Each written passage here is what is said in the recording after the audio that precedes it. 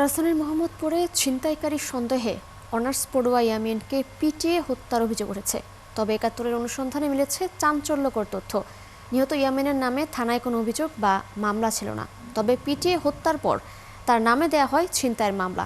মৃত মানুষের নামে কিভাবে মামলা হলো, এই প্রশ্নেরও কোনো সদুত্তর দিতে পারেনি পুলিশ। দেখুন আশিক মাহমুদের বিশেষ প্রতিবেদন।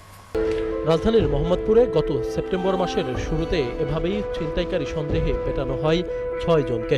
এদের মধ্যে ৩ জনের জীবন প্রদীপ নিভে গেছে, বাকিরাও জীবন মৃত্যুর সন্দিক্ষণে। নিহতদের মধ্যে একজন ইয়ামিন, যিনি মোহাম্মদপুর কেন্দ্রীয় কলেজের অনার্স প্রথম বর্ষের শিক্ষার্থী ছিলেন।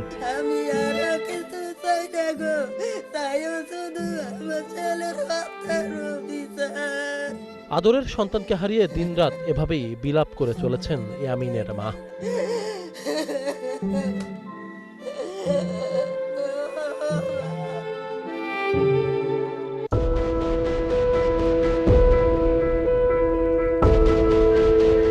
খোঁজ নিয়ে জানা যায়, গত ৮ সেপ্টেম্বর দুপুরে ঢাকা উদ্যানের চন্দ্রিমা হাউজিংয়ের জোড়া ব্রিজের পাশে ইয়ামিন সহ দুজনকে পেটানো হয়। পরে তাদের নিথর দেহ বেঁধে রাখা হয় এই ব্রিজের রেলিংয়ে। ধরছে ওই পাশটাতে, ওই যে খালি প্লটটা ওই পাশটা থেকে, আর ওখান থেকে লোকজন মারতে ওদিক নিয়ে গেছে।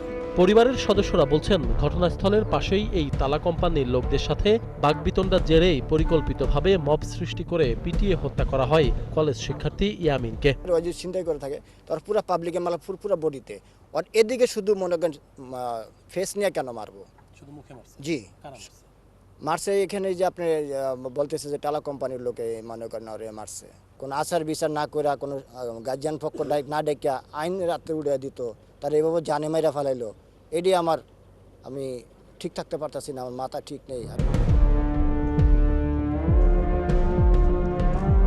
তাদের এমন বক্তব্যের কিছু সত্যতাও মিলেছে একাত্তরের অনুসন্ধানে। সিসি ক্যামেরার ফুটেজে দেখা গেছে, ইয়ামিনকে পেটানোর আগে এভাবেই দেশীয় অস্ত্রসহ সংঘবদ্ধ হয় তালা কারখানার লোকজন। ইয়ামিনকে যখন পেটানো হয় তখন ঘটনাস্থলেই ছিলেন তালা কোম্পানিতে চাকরিরত এই সোহান। তার সাথে কথা বলে পাওয়া গেছে আরও চাঞ্চল্যকর তথ্য। সোহান জানায়, ইয়ামিনকে পেটানোর আগে কোম্পানির ম্যানেজার রুবেল এসে সবাইকে ডেকে নিয়ে যায়।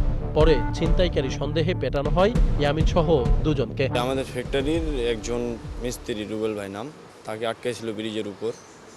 বলছিল শুধু যে বাসা কই, এতটুকু শুনছি আমি যে বাসা কই। বলে এখানে ফ্যাক্টরিতে কাজ করি। তো তারপর ওনাকে ছেড়ে দিছে। তারপর উনি ফ্যাক্টরির সামনে আসে ওনারই কিছু লোকজন ছিল। আসার পর বলে আমাকে আটকেছিল ছিনতাইকার, তো চল ওদেরকে ধরি। তো আমি হাত মুছতেছি, সে মুহূর্তে আমি দেখতেছি যে গেটের সামনে ওরা জড়ো হয়েছে সবাই, আরও পাবলিক আসলো।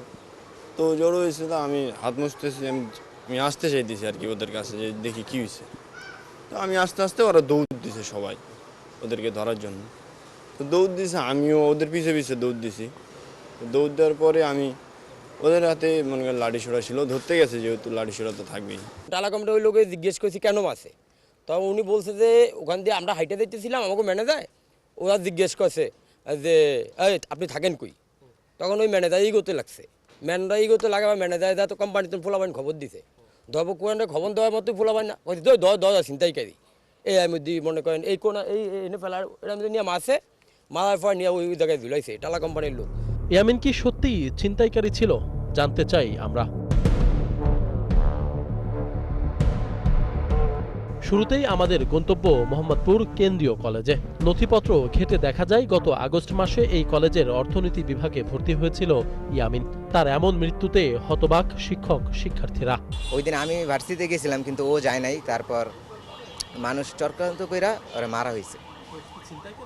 জি না, ও এরকম কোনো কিছু কাজের সাথে জড়িত ছিল না। ওরা মনে করেন পুরো ষড়যন্ত্র করে মারা হয়েছে, কারণ ছোটবেলাতে আমরা একসাথে পড়ি, আর আমাদের ব্যাপারে থানা একটা অভিযোগ আজ পর্যন্ত আসে না। আমরা এটা সুষ্ঠু বিচার চাই, তার নামে যে মিথ্যা অপবাদটা দিয়েছে এটার বিচার চাই আমরা। অনার্স প্রথম বর্ষের ছাত্র ছিল সে, এতদিনে তার নামে যে কোনো নালিশ বা কোনো মামলা এই টাইপের কোনো কথা আমাদের কানে কিন্তু আসেনি। শিক্ষার্থী তো প্রমাণিত হয়নি যে সে আসলে ছিনতাইকারী কিনা, তো এই ক্ষেত্রে তো অবশ্যই এটা হচ্ছে আমাদের শিক্ষক মহল বলেন, শিক্ষার্থীরা বলেন, আমরা তো এটা আশা করি না। ইয়ামিন লেখাপড়ার পাশাপাশি টিউশনি করত। তার ফাইল ঘেঁটে দেখা যায় রক্তদানকারী সংগঠন বাঁধনের সদস্যও ছিলেন তিনি। ইয়ামিন যে এলাকায় ছোটবেলা থেকে বেড়ে উঠেছে সেখানে গিয়ে জানতে চেয়েছিলাম ইয়ামিন কি ছিনতাইকারী ছিলেন। 10 থেকে 15 বছর ধরে আমরা এই একলগই, এবং ওরা যে জায়গায় থাকে আমরা ওই জায়গায়, আমাকে গ্রাম মনে করেন দেশ সব আমরা এক জায়গার মানুষই। ওরকম ধরনের কোনো রিপোর্ট আর আসে না, আর এরকম ধরনের কৈফত কেউ কোনো একটা কারোর সাথে মারামারি জর্গও না। ওরকম ছেলেটা এত ভদ্র। ছোটোর তেনে দেখছি ওরা এইবার এই বিল্ডিংটা তো আসলে হিয়ানতে না, আবার এই বিল্ডিংয়ে গেছে ভালো দেখছি। কোনোদিন কেউ লাগে মারপিট হতে না, ফিটাফিটি মারামারি দেখলাম না, কিছু না। ওই ভালো ছিল, ঠিক আছে, এই ধরনের কোনো লোকই না। উল্টা উল্টা কখনো দেখিনি। ওই এরকম একটা লোক ছিল, একজনের বিপদ বলে হয় ধরে যেত, কিন্তু কখনো কেতন 2 টাকা মারও না, কেতন খায়ও নাই। মৃত্যুর আগে ইয়ামিনের নামে কোনো মামলা বা অভিযোগ ছিল কিনা তা জানতে মোহাম্মদপুর থানায় যোগাযোগ করি আমরা। মোহাম্মদপুর থানার ভারপ্রাপ্ত কর্মকর্তা ৭১কে নিশ্চিত করেন ইয়ামিনের নামে থানায় আগে কোনো মামলা ছিল না। তবে ইয়ামিনকে পিটিয়ে হত্যার পর তার নামে একটি ছিনতাই মামলা হয়েছে।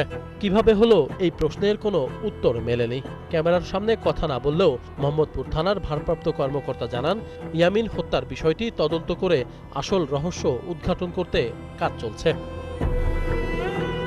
আশিক মাহমুদ, ৭১, ঢাকা।